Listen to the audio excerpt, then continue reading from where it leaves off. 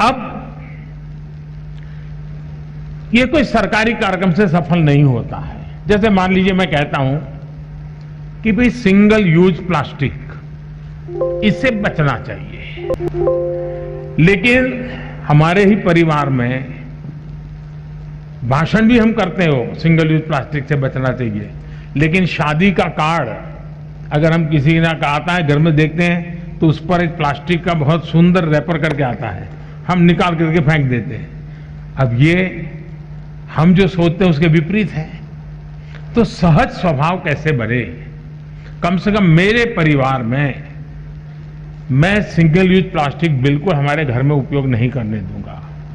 तो हम एनवायरनमेंट के लिए कुछ न कुछ मदद कर रहे हैं, और अगर देश के सभी बच्चे इस काम को करने लग जाएं तो फिर आज जो हमारे आपने देखा होगा, मैं गुजरात में पशु आरोग्य मेले लगा रहा था जब मैं मुख्यमंत्री था, और पशु आरोग्य मेले लगाता तो आपको हैरानी होगी, मैं गुजरात के अंदर पशुओं की दांत की ट्रीटमेंट, डेंचर ट्रीटमेंट करवाता था, पशुओं को मोतीबिंदु होता है, मोतीबिंदु का काम करता था, और कुछ पशुओं के ऑपरेशन करने पड़ते थे। तो मैं एक बार एक गाय देखा, उसके पेट में से कम 40 केजी प्लास्टिक निकला था।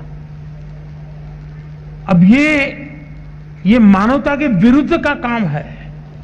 अगर ये हमारे अंदर संवेदना पैदा होती है कि मुझे तो अच्छा लगता है, चलो भाई हल्की फुल्की थैली है लेकर के जाना अच्छा लगता है और फिर फेंक देता हूं, हमें अब यूज एंड थ्रो उस कल्चर से बचना पड़ेगा, और हमें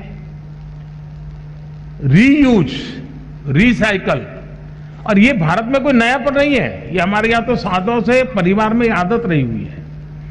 हम जितना ज्यादा संसाधनों का उपयोग करेंगे हम पर्यावरण को बर्बाद करेंगे।